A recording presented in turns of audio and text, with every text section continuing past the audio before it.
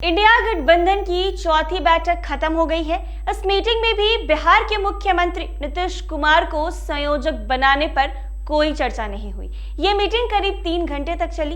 बैठक में सांसदों के निलंबन और ईवीएम के मुद्दे पर चर्चा हुई है। बैठक के बाद कांग्रेस के राष्ट्रीय अध्यक्ष मल्लिकार्जुन खड़गे ने प्रेस कॉन्फ्रेंस किया है। उन्होंने कहा है कि 28 राजनीतिक दलों ने हिस्सा लिया। सभी पार्टियों के नेताओं ने अपने अपने विचार रखे। खड़गे ने बताया कि 22 दिसंबर को देश भर में प्रदर्शन होगा। देश भर में 10 जनसभाएं होंगी। वहीं 30 जनवरी को इंडिया गठबंधन साझा रैली करेगा। मगर नीतीश कुमार के बारे में उन्होंने कुछ भी नहीं कहा है। वैसे India national development inclusive alliance India की बैठक में अगले लोकसभा चुनाव के लिए सीट बंटवारे, साझा जनसभा और नए सिरे से रणनीति बनाने समेत कई मुद्दों पर चर्चा की गई। मगर पटना, बेंगलोर और मुंबई के बाद दिल्ली में आयोजित की गई गठबंधन की ये चौथी बैठक थी। सूत्रों का कहना है कि इस बैठक में सकारात्मक एजेंडा तय करने, सीटों के बंटवारे, नए सिरे से रणनीति बनाने और साझा जनसभाओं को लेकर मुख्य रूप से चर्चा हुई है।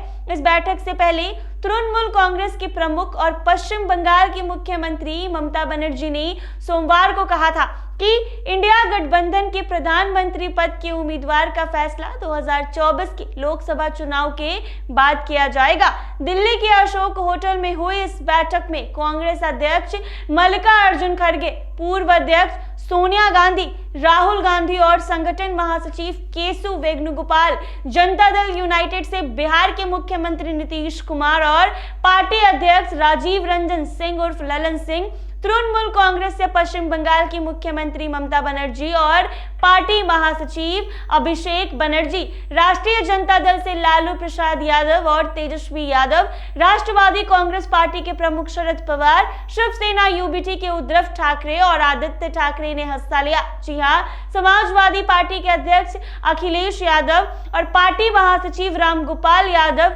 द्रमुक के तमिलनाडु के मुख्यमंत्री एम.के. स्टालिन और वरिष्ठ नेता टीआरआर बालू, नेशनल कॉन्फ्रेंस के Farooq Abdullah, people's democratic party यानी पीडीपी की महबूबा मुफ्ती, राष्ट्रीय लोक दल के अध्यक्ष जयंत चौधरी, अपना दल के कृष्ण पटेल और पल्लवी पटेल और कई अन्य नेताओं ने बैठक में भाग लिया था। जी हां, बिहार के उप मुख्यमंत्री और राष्ट्रीय जनता दल के नेता तेजस्वी यादव ने सोमवार को कहा था कि पहले गठबंधन की जो समितियां बनाई गई थी वो पद के पीछे काम कर रही थी और अब चुनाव की तैयारी की जा रही है। बिहार के मुख्यमंत्री नीतीश कुमार की इंडिया गठबंधन में आगे की भूमिका के बारे में पूछे जाने पर कहा था कि सभी की भूमिका एक समान है और सभी का साझा उद्देश्य विभाजन जानकारी ताकतों को सत्ता से बाहर करना है। कांग्रेस के एक वरिष्ठ नेता ने कहा था कि प्रधानमंत्री नरेंद्र मोदी का मुकाबला करने के लिए विपक्षी दलों का इरादा एकजुटता बनाए रखते हुए मैं नहीं हम नारे के साथ आगे बढ़ने का काम है। इंडिया गठबंधन की पहली बैठक 23 जून को बिहार की राजधानी पटना में हुई थी, जबकि विपक्षी दलों की दूसरी बैठक 17 और 18 जुलाई को कर्नाटक के बेंगलोर में हुई थी।